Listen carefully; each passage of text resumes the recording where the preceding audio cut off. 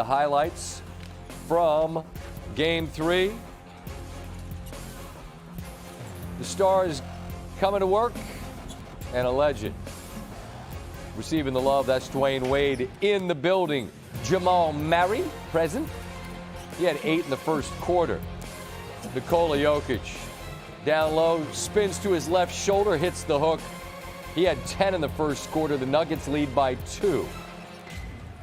Jimmy Butler probes the defense, gets to the baseline, hits. And this game was tied at 24 after the first dozen minutes. 8 minutes to go in the quarter. It was kind of going back and forth. Scramble. Kayla Martin, tough finish in transition. Heat pushed the advantage to 4. Beautiful hang and hit. Ensuing Nuggets possession. There's Murray, step back, gimme all 3 of these. That cuts the Heat lead to 1. Then Murray working with Jokic, those 2 together, you know what it is. All of a sudden the Nuggets lead by 4. Butler, Martin, backdoor, again he goes for the up and under, no, but Bam Adebayo is there for the monster putback over Jokic, and now the Heat lead by 2. Jokic, Murray again. Jokic with 14, 12, and 7 in the first half joins Tim Duncan and LeBron James. Only other players with 10 points, 10 boards, and 5 assists in a half. And the finals in the last 25 years. Jokic again, hitting as the Nuggets in the third begin to exert some control. Murray finds Aaron Gordon on the beautiful little drop right there under the cup to double-digit lead. Now it's Jokic. The ball fake gets Adebayo off the floor, and there's just nothing in the world you can do. The man 7 foot plus shoots the ball behind his head like Larry Bird. Off the miss, Murray gets the board. One thing I could do was finger roll, and the lead continues to be double digits. Murray, Jokic, bottoms. The lead's 13. We haven't shown him yet, but here he is. He made a big impact in this game. Christian Braun in transition. Defense turns to offense. Braun's significant impact in this game. The lead's 14. Michael Malone not satisfied, especially the way these fourth quarters have gone in the first 2. Hey, first 2 games, they won the fourth quarter. Tonight, we win the fourth quarter. We win the game. Look, that first game they had a 21-point lead, so the 10-point deficit in the fourth wasn't that big a deal. But you understand the point here. Great effort from Bruce Brown on the block. On the other end, there's Jokic again. The lead's nearly 20. Off the miss. Let's run. Guess who? Brown. All right, what can Brown do for you? 21-point lead. Jokic, Murray, again. 2-man game is lethal.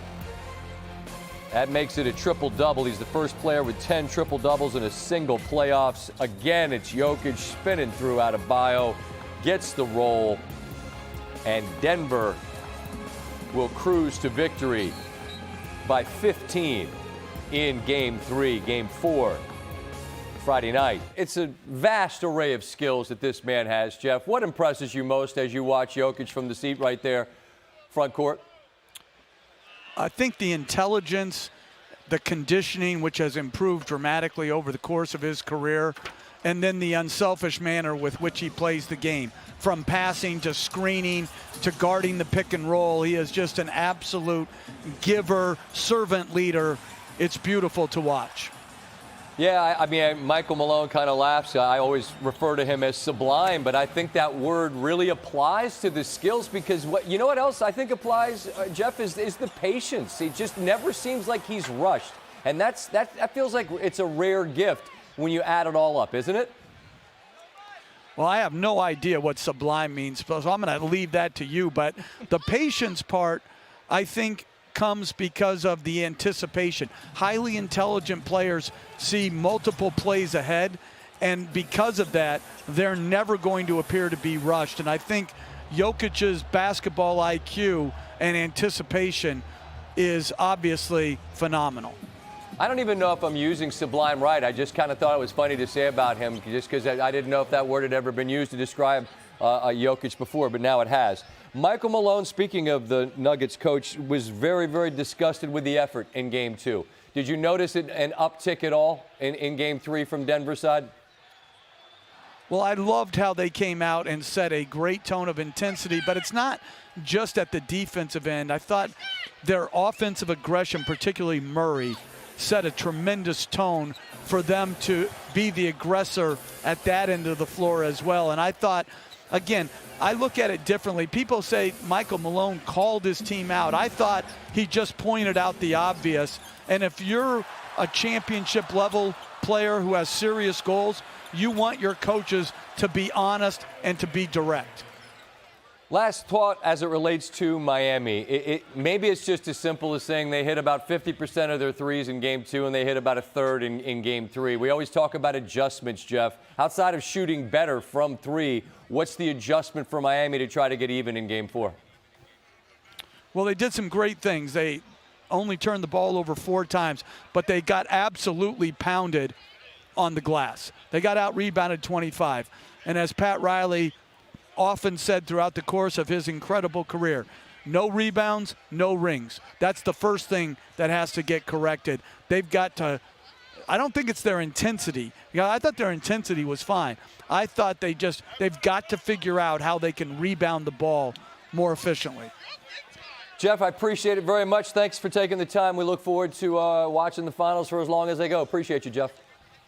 You got it, anytime. All right, Jeff Van Gundy, courtside there in Miami, where Nikola Jokic has his 3rd career playoff game with 30, 20, and 10. Steve, guess who's on the list? Well, he's on the list. The rest of the NBA history, we scan it, we flip through the pages in the archives. We find 2 such games, one by Kareem Abdul-Jabbar, one by Wilt Chamberlain tonight, the first such game in the NBA Finals. Listen, Miami's a team that's going to be a little bit inconsistent with their shooting. They need to get some balls back to have a second opportunity on that possession. Denver just didn't allow them to do it. I just thought, Scott, overall, it was a masterpiece by Jokic. Murray was great, but just their team was cleaner. Across the board, the details were there tonight for Denver. Look, and you know how much respect I have for the acumen, the IQ, and the ways you make us smarter, but there's also some simple stuff here, too. You just look at the numbers in the three-point column. Yeah. You and I talked the other night. Miami shot basically 50% from the floor, still had to survive a 3 from Murray late, which would have sent the game into overtime. In this game, Miami's under 33% from the floor. It's the rebounding. But does it just often come down with Miami to that number? Can they continue to do so much better from 3 than they did all season long? Well, it depends on how much they're affected by contests. I just thought Denver was so much better tonight with the late contest. The extra effort at the end of the possession was better tonight. They didn't have the miscommunications on all the screening issues at the three-point line. Scott, I went back and looked at all 17 makes the next day after Game 2. 9 of those, 9. Directly attributable to a miscommunication on the part of the Denver Nuggets that led to a wide open shot. You didn't see that tonight. They were not making those mistakes. Connected. Look, you got 2+ days of film, of walkthrough to make sure that didn't happen again. And that's why Michael Malone was so upset after Game 2. It was mostly those threes that they gave to Miami as wide open looks. Tonight they challenged everything. They played through screens. They chased guys, even if it looked like they had an open look, just to give them a hand in their face as they're releasing the ball. It makes a big difference. So it wasn't just like, oh, Miami didn't shoot well tonight. No, Denver had a lot to do with that.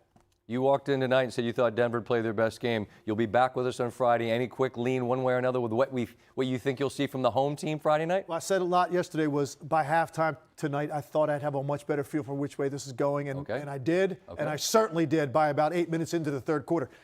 Denver's a better team, and I think this stabilized things for them because this was the best version of themselves tonight. We welcome in our friend Mark Spears from Anscape.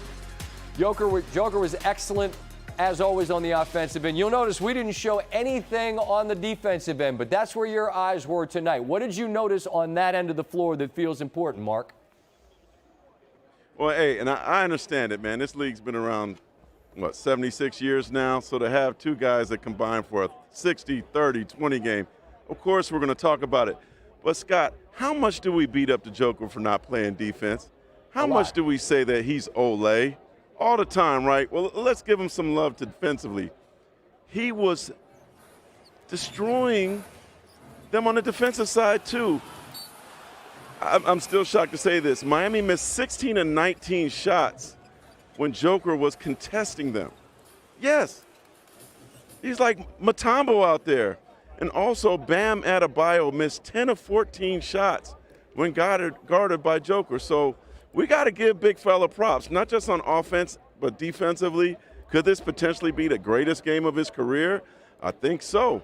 Michael Malone said, in terms of that duo, this is the best game they've ever had together. And I think he didn't mention the defensive part, but because of the way they played defensively as well, Jamal Murray played great defense against Jimmy Butler. This is probably the greatest game they both have had individually and collectively.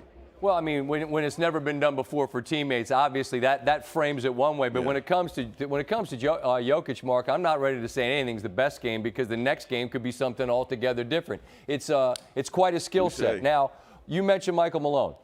He challenged his guys after game 2. Effort. That's a key word. You played the game. Someone challenges your effort. They're challenging your heart, right? What was your sense of how they responded to that specific challenge from their head coach? Well, I mean, you could see their effort by not even just those two stars. They had 60 points in the paint, But one thing still concerns me about this team, they don't start the game off great and they don't finish great. It's the second and third quarter. And if you saw in the beginning of the third quarter while the Miami fans were enjoying their mojitos and seafood nachos, they weren't here. And that's when the Nuggets took off. But it's the finishing that still – I'm sure it really pains Coach. They only won the fourth quarter by 1 point.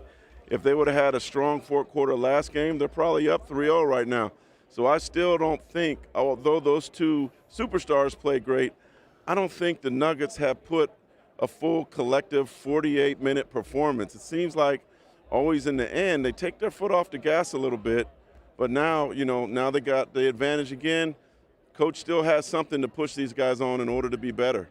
You want to talk about a strong Sports Center appearance with the frames and the pocket square. We see you, Mark Spears. We see you stunting on like my Sally Jessies? Yep. My Sally Jessies, you like those?